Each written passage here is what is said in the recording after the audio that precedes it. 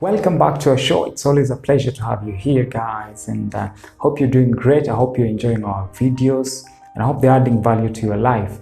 So if you haven't liked our page, please do so. Hit the notification button so that you get to know when you have a new video in place. And if you haven't subscribed to our channel, please do so that you get to see more videos from us. So in the course of my reading last week, I came across an article by Bronnie Ware. And I thought it was important I share this with you because it resonates with our lives. It's how we live our life today, from the beginning to the end. And as they say, we do not have enough time to learn through our own experiences. So sometimes it is important we learn from what others have done, because we don't have enough time to do everything through try and error and learn how it works. So Bronnie Ware was an Australian nurse when she was writing the article. I don't know whether she does that today.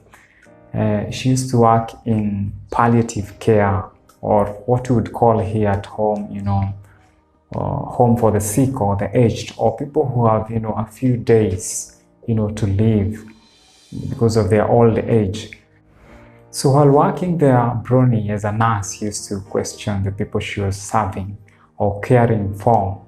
And she was working with a unique type of people, as I was saying earlier, because these were people who had, few months to live, 3 or so months to live, and she used to ask them what their top regrets were, or what they wish they did with their life when they were healthy or when they had time. So she came up with a list of top regrets that people have before dying. So as we had said earlier, it is always important to learn from the experiences of others because we do not have time. So, and as Steve Covey says, that we should always start with the end in the mind.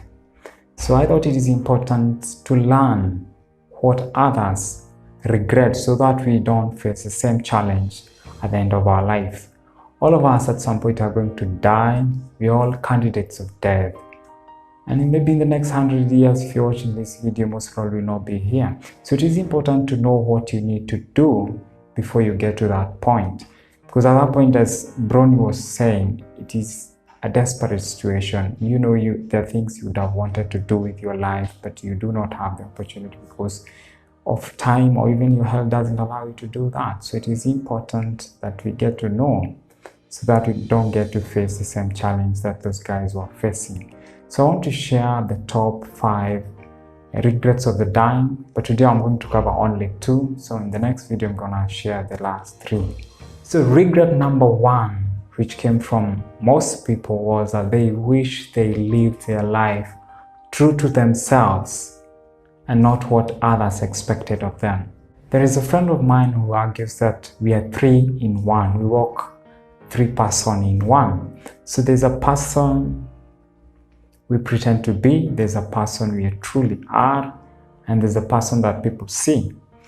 So the reason we do this is because there are elements in our lives that we wouldn't want people to know. And it could be a good thing or a bad thing. In a way, it limits, the choices that we make in life, because we want people to see us in a certain way. So Bronnie patients were no different. They regret that they wish they, pursued most of the dreams that they had. Because according to her, according to the patient that she came across, most of them had not even fulfilled half of their dreams.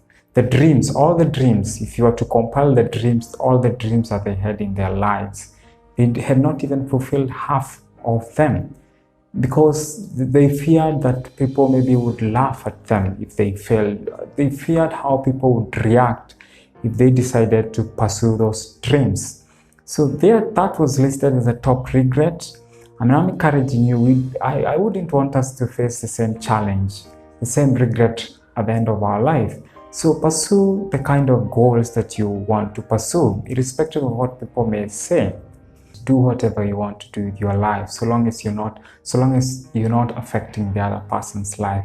Pursue whatever you want, because in the end, as I was saying, it will be you evaluating your life, looking back and asking yourself those difficult questions and saying, I wish I did this, I wish I did that. So when you have your health and your time, please make sure you pursue the goals that you want in your life. Because when these things do go away, Brownie says, there's not much you can do. It's a desperate moment. So make hay while the sun shines. Regret number 2 for the dying. By the way, I have to confess, I had to read this several times because I know. Regret number 2 surprised me. They said, I wish I hadn't worked so hard. This mostly came from men and women who had been breadwinners, people who had gone to the treadmill on a daily basis, working so hard to make sure they provide for their family. Well, providing is a good thing. Providing for your family is a good thing. So, but according to Bronnie Ware, the people she came across or the people she was caring for had that regret that they worked so hard to provide and they missed, seeing their kids grow up, and they missed also the company of their partners. I know, especially today, especially the modern world today, it's so busy and we are working so hard to provide for our families. You see, fathers and mothers leaving at 4 in the morning and coming back at 11. They never, get to see their kids. Actually, I saw an article the other day about absent fathers. I know working hard is important. Looking for wealth is important. I know, especially for men, it's deeply ingrained in our system that it's so natural that we're supposed to provide, and we do a lot. And we sacrifice a lot to make sure we provide. I'm not saying all men do that, but I'm saying most men do that. They really, really work hard to make sure they provide for their families. But they forget one thing, that providing is one thing, it's one right. And having time with your kids is another right. So one right does not eliminate the other right. So I'm requesting all men that it is important to provide. Looking for wealth, wanting to become a multimillionaire, wanting to become a billionaire, it is an important thing, but you must not forget that will not replace, or that will not compensate the time you're supposed to have with your kids. There's a friend of mine who tells me that, for example, if you have a kid, the games that he or she plays at 1 year are not the same games that she'll be playing at 2 or 3 years. So if you miss a stage, if you miss a specific stage like that of 1 year, it will never come back. The kind of game she'll be playing, at 2 will not be the same. So if you miss your kid growing at age 1 or age 2 and hope that at 4 or 5 you'll have a lot of money to take her, to him or her, to wherever you want to, and hope that you'll be able to compensate, that won't happen. Every stage has its enjoyment, and you have to be there at every stage. So I know we have to provide. I know the modern life, it's hectic, and there are a lot of needs. According to Bronnie Ware, we must not forget, because this was regret number 2 from those people who were dying, we must not forget that providing is not the only sacrifice you're supposed to make as fathers or mothers. And if there are men even watching this video, I know you can attest that you call your moms more than your dads. Not because your dad didn't provide for you, but mostly he was working, trying to provide for you. And spent a significant amount of time at work, and you spent most of your time with your mom. And I guess that's why moms are able to earn a very powerful position, especially at old age in their homes. They spend a significant amount of time helping their kids grow and become better. And men spend a significant amount of time working. Of course, there have been changes over time. Even women these days are not spending a lot of time with their kids because the modern, world, women are also working. So the challenge does not go only to men. The challenge is going to both parents, the man and the woman. Remember, providing is important. It's key, but it's not going to compensate the time, the bonding that you're supposed to do with your kids, irrespective of the kind of money you're going to make. Whether you earn millions or billions, that will not buy you their attention. That will not buy you their love. Remember this, being a father, being a mother, it's not something you can delegate to anyone.